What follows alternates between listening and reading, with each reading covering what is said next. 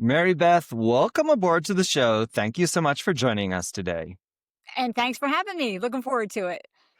And the thing that struck me profoundly about your story, and we will share your story for the audience today, was that it feels like you're one in a million. The ability to pull yourself up by your bootstraps from maybe the lowest one can go to where you've become just seems unnatural.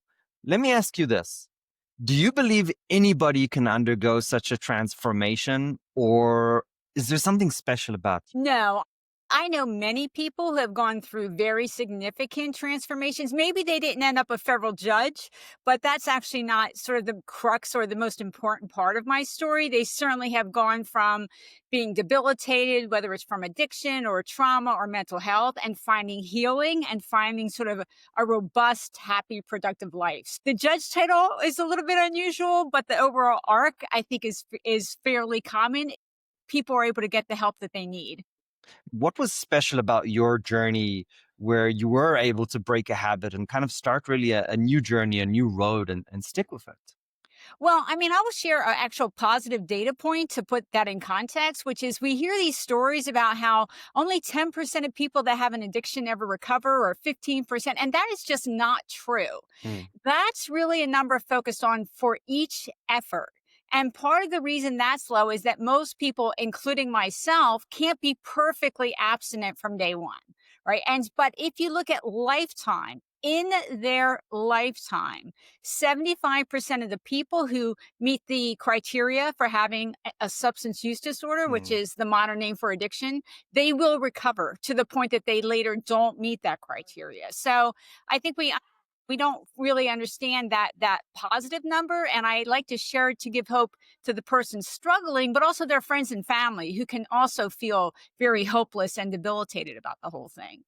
I love this. So it's a battle, so to speak. It's really about the whole war, the whole journey, not just that one battle that you're fighting. Yeah, and I wasn't perfectly abstinent from day one either. I used 3 times in my first 5 months, and 3 times in 5 months was, like, vast improvement, right? But some people would say I sort of failed, succeeded, and I don't look at it that way. The reality is, I was 32 years old when I started recovery. I've been using drugs since I was 12. I had a lot of trauma pain. I had PTSD and anxiety, and I didn't know it. I didn't have the skill set to stay sober from day one. It's really a challenge for a couple reasons. One is in early recovery, so you're taking the drugs away. So what's going to happen? All the pain that you've been shoving down, or all the mental health symptoms you've been trying to keep at bay, they all flood over you. They can be overwhelming. Plus, you don't even have practice at doing positive, good things. All of that can take time to develop. So perfect absence from day one happens, but it's not the norm. And there's a lot of understandable reasons for that. Reading kind of between the lines that you would advocate not for perfect, like, no, you can't touch it. And if you've touched drugs, you failed, but for incremental improvement. Well, I think if somebody can be perfect, yay for them, but the reality is most of us can't. And so I think having that understanding can take away some of the shame, Mm. some of the fear, some of the remorse, and just really saying, okay, so I had a slip. Like I'm going to get back on schedule tomorrow or in the next day. And a lot of times what you see are patterns. Like somebody might start putting together longer periods of sobriety, or their relapses will be shorter. They'll be 4 days instead of 2 months or whatever it might be. And Mm. sometimes you have to really look at that bigger picture. But the other side of it is every time when I say to a newcomer or somebody who's struggling, when they have a relapse, what I say is, what can you do to strengthen your plan? What can you do to Mm. strengthen? And a lot of times what that means is they need things they're not getting, like they need treatment for their trauma. They need treatment for their PTSD, not just addiction treatment. Plus, we don't actually have addiction treatment readily available for everyone either. And so, do they need more peer support meetings? Do they need to build up a stronger, closer relationships with other people in recovery? There are things you can do to help you as you exit the relapse and start again. But at the same time, I'm not saying, hey, go relapse, have fun. What I'm saying is, there's a good chance you can't be perfect. Let's just all acknowledge that and then figure out how to make sure you stay on track over time. And there was something really interesting. You were given an ultimatum, basically, go to AA or else. You did something again, which definitely wasn't following the path. What was that? Yeah, so AA is 12 steps and there's other 12 steps, Narcotics Anonymous and, cocaine and all the anonymouses, and they can be that's peer support and it can be a good fit for many, but it's definitely not a good fit for a lot of other people. And so for me when I was in rehab, and this is in 93, but it still happens today. It still happens today. And they did tell me, they said 12 steps is it. Like this is the Mm, only way. And I gave them multiple reasons why it wasn't a good fit for me. And they still swore up and down that there was no option. And they told me like directly, you're going to fail, Mary Beth. You're not doing what we tell you. You're going to fail. And that was a real like surprise, like I wasn't expecting it. And so at first I just said, okay, well, I'm going to look for the parts I think I can use and just ignore the rest. And so, I did what they told me. I read the AA big book and the NA text, and I did all my rehab homework, and all of that. But when I got home, and now it's January of 94, and for probably you and definitely younger people, I will emphasize there's no Google in January of 94. Okay. But I got home and I thought, I wonder if it's true that there's no other options. And so I got my car and I went to the library, and it turned out there were other options. And so today those groups are like Life Brings Secular Recovery, which I'm on the board for. I use the parent of that. I'm on the board for She Recovers Foundation. There's multiple peer support options. And for me, I don't care what people choose. I just want them to know they have choices so they can research it and find the group that's going to be most comfortable for them, because then they'll have the best chance. If they go where they feel like the philosophy is consistent with their worldview and the meeting format is one that they like, and the people they're meeting sort of they're comfortable with, that's going to give them the best chance. and keep me honest here. You ended up building almost your own Yeah. program through this process. First of all, where was the motivation to? I mean, it's hard enough to go through a program, but to build your own program, it seems like just like so much more difficult. Where did the motivation come from that?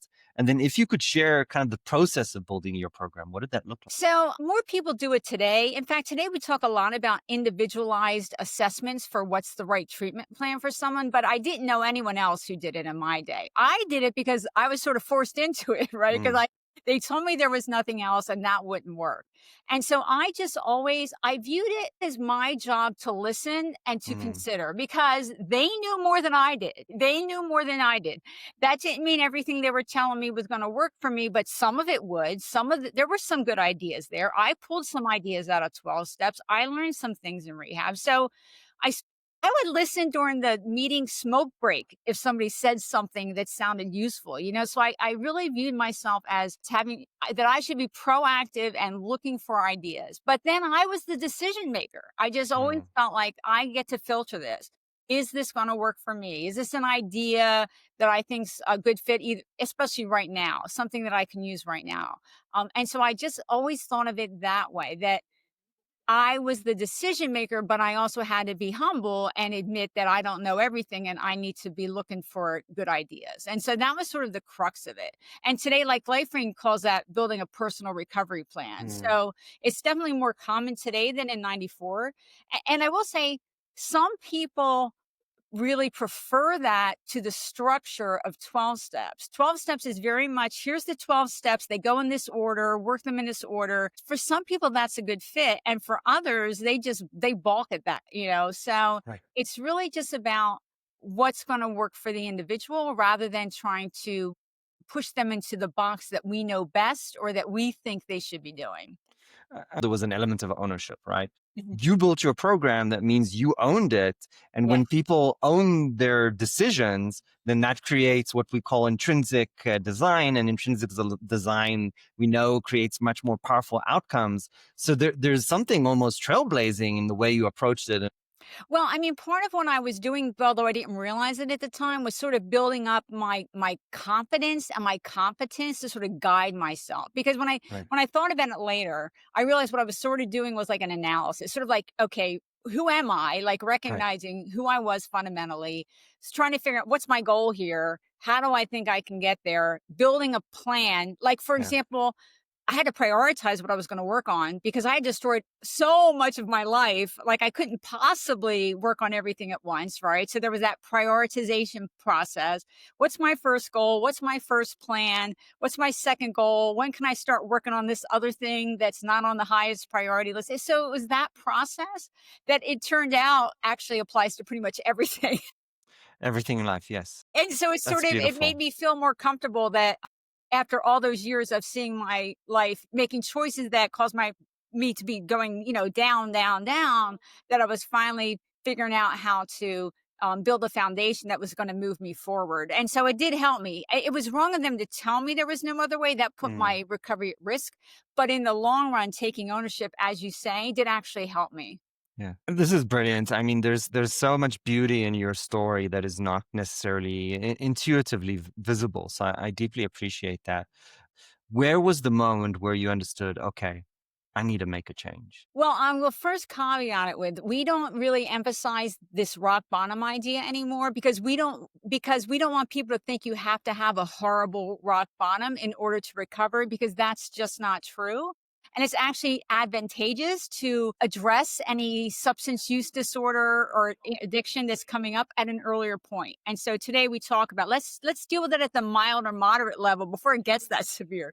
But for me, I did have what would be traditionally categorized as a rock bottom. I mean, I started using it 12. I was shooting methamphetamine by 17. I did a little better in college, but at the end of college, I started using meth again on a regular basis. I did not get sober till 32. So it's a really long haul. It's a lot of years. And by 32, I had in my terminology is I had worked my way down the Down the corporate corporate ladder. ladder. Yeah. I love that. That was my next question. Because I couldn't hold a job because I was using meth all the time, right? Yeah. And, but more than that, I was having physical problems. I was feeling very hopeless, very much in despair, very trapped, like, in this little miserable box. And nothing was going right. I hadn't felt happiness or joy in a long time. I didn't really see a way out. I didn't Mm. believe there was a way out because I thought my trauma pain, which was deep and vast. I mean, I had a lot of different types of trauma starting as a young girl. I didn't think there was another way to manage that pain. And so it kept me stuck for a very long time. And then at 32, also, I was with a good partner, finally, a good partner. And he was done. Like he was ready to throw me out. And Oh, so it was all of that together that finally made me say, well, maybe I ought to go to rehab. Maybe I ought to go to rehab. And it's not that I thought I'm going to get sober and everything's going to be great. I thought maybe I can figure out how to make it better. Like maybe not good, but better than this. And that was like sort of as far as I could think. Is there a way to make it not this bad? Use less, have less chaos, have less misery. That's that was the edge of my ability to think beyond where I was. I love that. The baby steps. Let's just take one step forward. That's beautiful. So now fast forwarding, you're at the end of recovery and you're like, well, maybe there's something that comes next. What were you thinking? What was that maybe? I mean, when I went into rehab, I was thinking a couple things, and part of it was just, yeah, let's see if I can figure out how to not. You need to use the drugs on a daily basis. How to not be at this level. But I will say the other side of it was that I always knew that the violence, that the all the different, I had child physical and sexual abuse, multiple other sexual assaults, a violent boyfriend at one point. I mean, it was a lot. I always knew that was sort of underneath my drug use. And so part of it was thinking, well, part of the fear, but also part of the knowing what was, going to be necessary was that I would have to address that. And so it's fearful because I didn't think I could address it without maybe committing suicide or ending up, in the mental hospital or something like that. I didn't know that there was actually healing available to me. I didn't know if that was going to be possible. And so that is fear. Can I if I take away the drugs, how am I going to deal with this pain? If I take away the drugs, is that going to make me handle the pain in a way that's actually worse than the Oh, way I'm handling it now? or is there really any way forward from here? So I did always know that those were connected. And that is a very common, connection, by the way, especially for women to have trauma and addiction be tied together.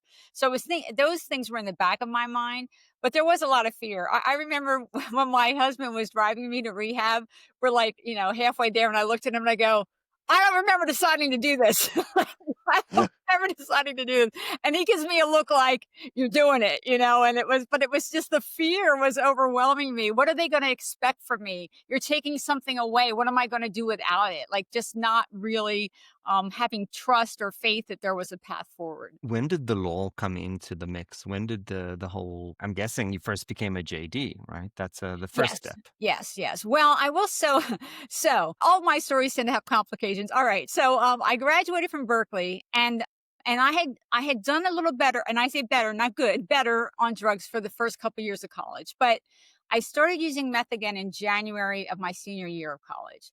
I had been accepted to Berkeley Law, a top 10 law school, to start in the fall. By the time I got there in the fall, I was in no shape to do it. I was so Mm. strung out. I couldn't get to class. It was terrible. I ended up having to withdraw. I handed back a top 10 law school because Oh, of my wow. addiction, and I knew it, and it was agony. So that's sort of where it started. Going to law school had been my original intention when I went to college. That was my goal. So that I lost it. I mean, I had to give it back because I knew I'd never finish. So now I get sober at 32. I have a Berkeley degree and actually good grades, but an embarrassing resume for the last 10 years, right? I mean, it's embarrassing. So my first professional goal was literally, let's not get fired again. I mean, like, Mm. honestly, that was my goal. It's because I needed to start where I was. Law Right. school, being a lawyer, being a judge, that was, way in the background as a long ago goal that I had lost my connection to. And how did you reconnect to it? So I started working, and I literally started working like a part-time temp job. Like, that was where I started. And then gradually, I went into full-time work, permanent work, worked my way into like a supervisory job at a high-tech company in Silicon Valley, which is where I lived. And then at 6 years sober, I finally thought, well, first I was getting older, right? I mean, I was, got sober at 32. So I'm getting 38 in my late 30s, and it's really like, well, am I ever going to try to go to law school for real? And it felt like I either needed to do it or to admit I wasn't going to do it. Like, it was sort Right. of at that point in my life, but it was scary because I had ruined it, the first time. And so when I was 6.5 years sober, I started law school when I was 39 years old, and I graduated from Berkeley Law when I was 42. So Wow. that's how it sort of played out. Wow. So I'm guessing that there must have been a fear that, well, how can I be a lawyer who represents the law with my background? Was there somebody who kind of helped you overcome that? Did you do it on your own? What did that look like? Well, I actually had a criminal record, but it had been so right after high school, a month before I was supposed to go to college, and I grew up in New Jersey and I came to California for college. I graduated from Berkeley. A month beforehand, I got arrested for methamphetamine and hypodermics, and so I actually couldn't go to college because I wasn't allowed to leave the state because I hadn't had my trial yet. So I had to put college off for a year, and then I went to college.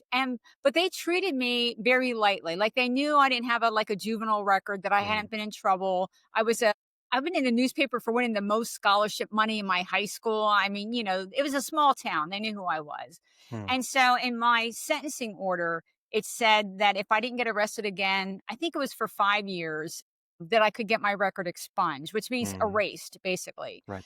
Usually people have to go through this whole big process to get their record expunged, but in my sentencing order basically said no more, arrests, expunged. And so I just had to file like a declaration. I haven't been arrested. Please expunge my record. And so that was there, but that was erased. But I was worried a little bit, like, what kind of drug questions will the bar ask or whatever. But the way it goes is, like, the California bar does not say, have you ever done drugs? Because they get way too many yeses, right? Like, that they're not going to ask that. It said something like, in the last 5 years, have you Mm. ever had a problem with drugs or done illegal drugs? Something like that. But I already had like 9 years sober when they asked me that. And then I worked for a big law firm, and then later I worked for the federal government. And when I worked for the Fed the first time, they just asked, I think they asked about 7 years and I had 14. And even when I became a judge, they only asked me about 10 years and I had 20. When I became a Mm, federal judge, I had 20 years sobriety. So I was always able to tell them nothing and tell the truth at the same time, which was perfect. But when I was a judge, I did disclose to them about mm, my history, not the details, but that I was in recovery because I joined the board for LifeRing, and that's like an outside activity, and I had to run mm, it through ethics. So that mm. was sort of the way my legal history interplayed with my legal career. It was, and even now, part of the reason it's sort of easier for me to talk about my drug history is that I was sober for many years before I became a lawyer, right? So I couldn't have messed up any cases or, anything like that, which makes it a little simpler for me to talk about. Appreciate that. First of all, I mean, you're sharing such personal information publicly. I just want to say thank you for your humility and vulnerability that you're sharing with the audience. Let me ask you this. I'm assuming there were people that helped you along the way. Do you have any kind of story that you can share of somebody that your life would not be where it was without them? Well, I would definitely say my partner, now husband. So when I went into rehab, he was really like at the end of his rope. Like in rehab, they do these family sessions, and Mm, so he would come for those sessions, and he was saying things like, "I think it's too late. She's burned too many bridges. I can't trust her." Like he was really scaring me because he was like really, really done. mm, But he did let me come home from rehab, which so I had a safe environment to go home to, which not everybody does, and so that's an mm, advantage. That was an advantage for me in stabilizing my recovery. He wasn't making any commitments or promises, but he sort of stood back to see what I was gonna do, and then we did do couples counseling. Plus, I mm, was in individual therapy, of course, for that trauma. So, and it's not just that we survived it. It's that as he saw my hard work and as he saw that I was moving forward, he became like my number one fan, my number one supporter. Like when I was applying to law school again, he was confident I'm getting in. Like to me, it's like, oh no, never going to let me back, Um, but it's really, I mean, part of what I want to say is I had some advantages in my recovery. I right. lived in a safe neighborhood. I lived in a stable household. I had a partner who, while he was hesitating, was ultimately on my side and supportive, and who was willing to do the work with me to make our relationship, to heal our relationship, and to build a strong relationship. And so, without that, probably many people make it without that, but those were definitely factors that really helped me, especially in my early recovery. I have a hard question for you. When you look at the social environment, the legal environment, the kind of cities and facilities, if you had supreme power for the day, what would be the one thing, law, structure, facility? What would you change if you could change just one thing? I would decriminalize all personal use of drugs, and I would recommit the monies that are spent on policing and incarcerating, which, is billions of dollars every year, and I would reinvest them in treatment, harm reduction, housing supports, employment supports, other mental health treatment, so the what we call co-occurring disorders are also helped. In other words, to give people the best possible chance at building a good sober life for themselves. I think that would be better. I mean, the truth is, I think a couple reasons. One is that a high percentage of the people arrested for drugs actually do have an addiction, which, Mm, our own government says is a medical condition, right? It's a mm, mental health disorder, but you're throwing people in jail for it. Well, that's a contradiction. But also, if people are just using for recreation, I don't really care. Like, why should I care? As long as they're adults and they're not hurting other people. But it's just also a vast waste of resources. We could treat 3 or 4 people for every one person we incarcerate. Like that's cost what the wise. numbers tell us. And we act like we sort of have treatment on demand. Anybody who wants treatment can get it, but we're nowhere near that. We're nowhere near that. And so it's one thing, let's decriminalize, but it really leads to so much more because we'd free up so much money that we could put to a better purpose, a more effective purpose. I mean, even if all you care about is effective use of your tax dollars, this would Right. actually work better. Right. So let's play the devil's advocate together. Sure. So the argument would be that if it's not criminal, then more people will do it. So more people would go down that rabbit hole.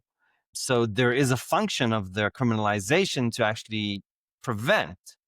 Is that true? Is that merit? How do we disassemble that argument? So the data doesn't show that. So, for example, there are states that have more punitive criminal laws around drugs and other states that have more liberal laws around drugs. The states with the more punitive laws around drugs don't have lower drug use rates, don't have lower addiction rates, and don't have lower overdose death rates. So that would be my response to that. The other thing is, if we weren't using those dollars for incarceration and police, that we could actually spend some of that money on preventative measures, because the one thing that would really help us reduce our addiction rate, which is Mm, one of the highest in the world, by the way, would be early intervention with use for trauma and mental health. Because the reality is that the two most common pathways to addiction are untreated trauma or untreated mental health disorders. So if you want to mm. talk prevention, let's take some of the money and actually spend it where it would have the result of reducing the likelihood of addiction. So that path seems very reasonable to me, right? Deal with the pain in a more, conventional way, not through burying it under drugs. That makes sense to me. Let me go one step backwards. Preventing drugs on the streets. Well, I don't mean to say we should spend nothing on trying to keep drugs out, but the reality is we haven't been able to do it so far. Mm, We've had this, so-called war on drugs since the 70s, and the reality is that I've been sober for 31 years. Drugs are more readily available and cheaper today than they were when I got sober 31 years ago. So I'm not saying let's do nothing to try to stop, the importation of drugs, but at the same time, that's not the majority of the money we spend. The majority of the money we spend is on incarcerating people for personal use. And so that's the money that I'm really talking about. Let's not punish the individual. The other problem with criminalizing it is that we have a really vast racial disparity in the way we enforce our drug laws. So we don't even enforce our drug laws fairly. Like, white people use drugs at the same rate as people of color, but people of color are, many times over more likely to get arrested or for the charges to be a felony instead of a misdemeanor, and the sentences are longer. So we have a really unfair system on top of all the other problems. Mary Beth, thank you so much for joining the show. I appreciate you. There's only one question that we ask every single guest that's scripted, and it's a difficult one because it's very personal. If you had to go to the absolutely most difficult moment of your life, what would be the advice you gave yourself? Yeah, so I guess the probably the most difficult moment would be when we moved in with my stepfather. That was like the beginning of things turning much, much worse. And I guess the advice that I would think about giving her would be to try to find help for the emotional impact of living with that level of violence, because I didn't tell, like, let's say, a teacher or try to find if there was a counselor. It just didn't occur to me to do any of those kind of things. And so if there would have been someone to help me through that pain, even if they couldn't have stopped it, if they could have helped me handle it better, that could have made a huge difference. You wrote a book about this experience, and I want all of the audience to go buy it. Tell us the name of the book. Yeah, so the book is called From Junkie to Judge: One Woman's Triumph Over Trauma and Addiction. And I will say, I really tried to make the book useful, which is my goal with everything that I'm doing now that I'm retired. But the first third of the book is sort of my pre drug childhood, because I wanted to show where it comes from, because I don't think people really appreciate that or have a deepest understanding as would be helpful.